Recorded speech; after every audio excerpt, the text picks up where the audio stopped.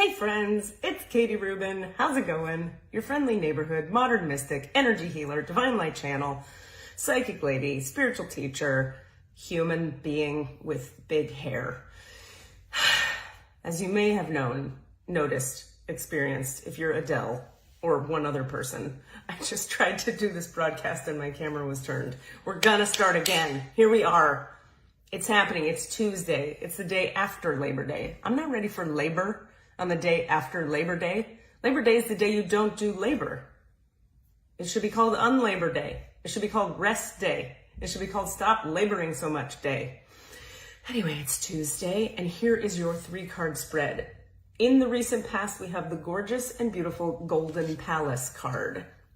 This is, as I said in my first version of this video today, a very dynamic spread, okay? Your present moment, Dragon's Lair, bitches. Not sort of our favorite energy, but it's an energy. And the outcome is the movement card. So let's frame this how Colette Baron Reid would frame it, and I'll give you my insights as we go. So the Golden Palace, excuse my burps. There is burp, always enough. The Golden Palace card represents good fortune,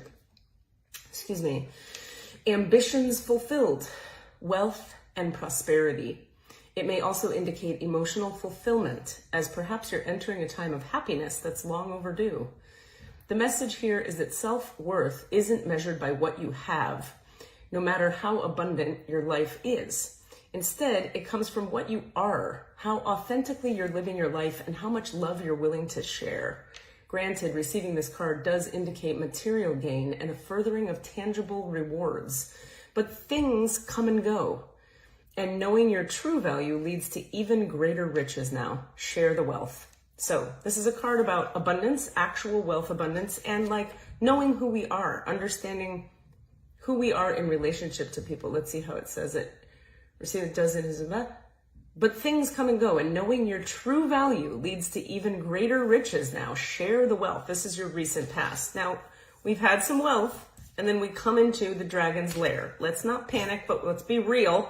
It's a fucking ice castle with a dragon over it with some icy fucking stairs over here and a red eyes guy in the bottom corner. I'm not a fan of his at this moment. Here's how she frames it.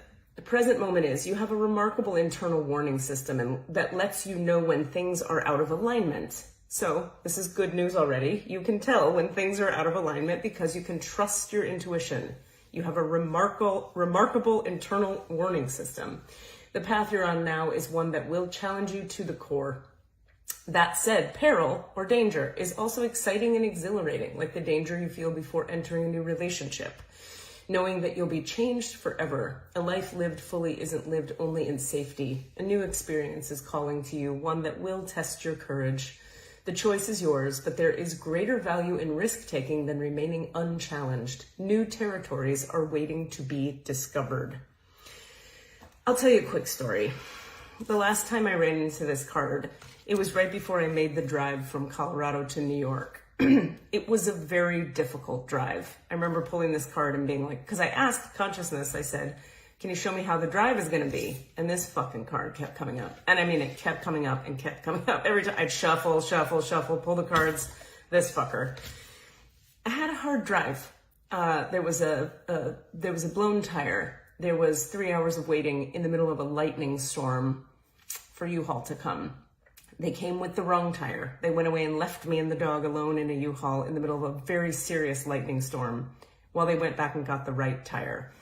There were rainstorms the entire drive. There was hills up and down. There were terrible, and I was driving a U-Haul with my car behind it. There were 18-wheelers behind me honking for me to go faster when my U-Haul would only go 45 miles an hour. And there were only 2 lanes because there was construction on either side, so it was very stressful. I pulled off the freeway a lot of times to cry. Eventually, I did get to New York. New York ended up being incredibly challenging. I got COVID, and I had the terrible reaction to the vaccines, and I hurt my ankle, and all kinds of fucked up shit happened while I was in New York. Then I left New York, and here I am in another place. None of that sounds great, does it? I gotta tell you something. Honestly, it's hard to really get this for human beings, but it's very, very real in my reality.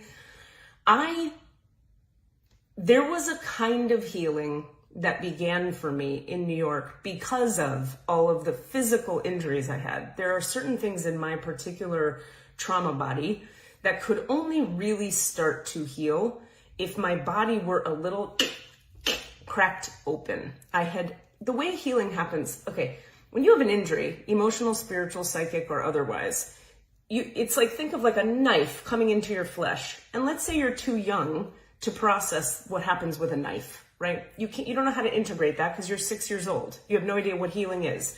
So you get like a bunch of dirt in there, and it gets bacteria, and it gets pussy, and it all gets locked in there. Then what happens is a scab forms over it, okay? And now you've had pus and weird dirt and stuff attached to that original wound. Now you've got a scab over it. Now 40 years go by.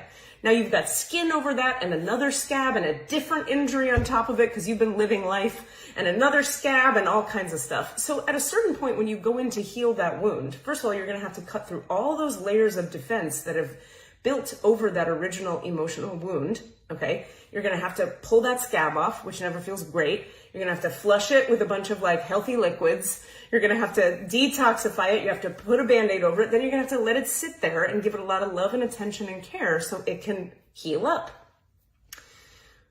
So by the time I got to New York myself, I had been working on injuries and healing and processing for 20 years already, but certain of my injuries the core energetic stuck point of those injuries could not be dealt with unless we kind of cracked that wound open and got down to the center of it.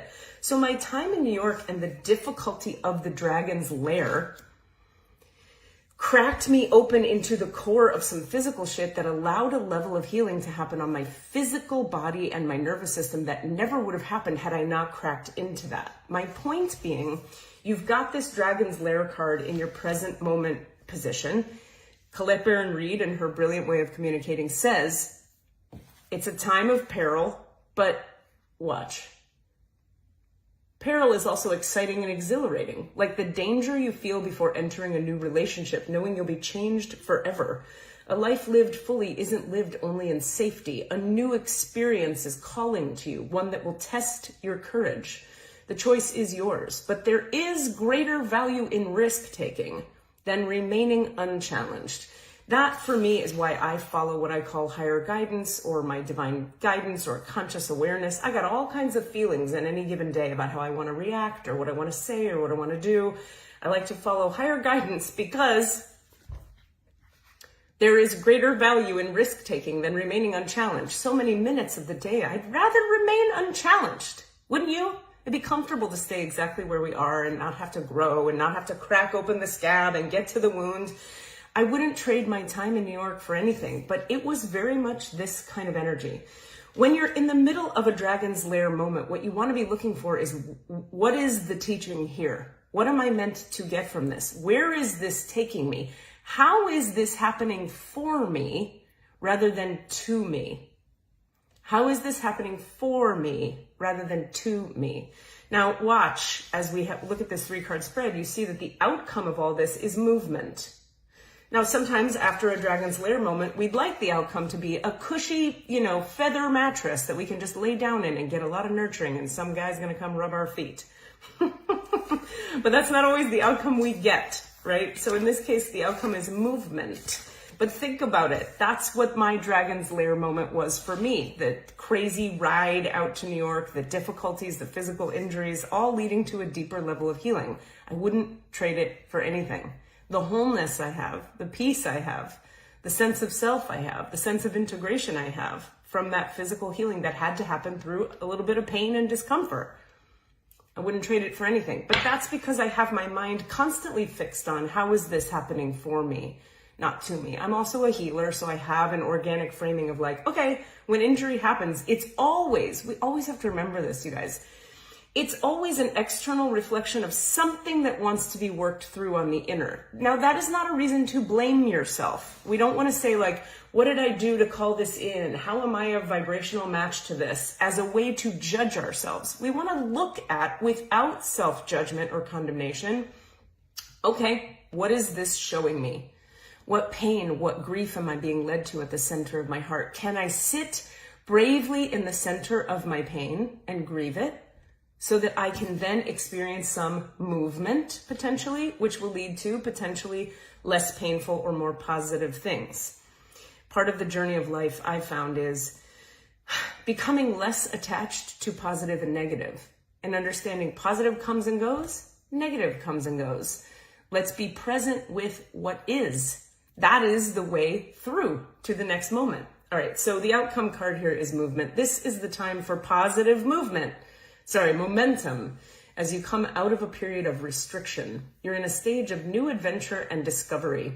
You may feel compelled to take a trip, change your hair, or move your home or business. Regardless, you can't remain where you are anymore. You feel compelled to go forward. No matter what your inquiry, you will see your dreams take form and doors previously shut begin to open as if by magic.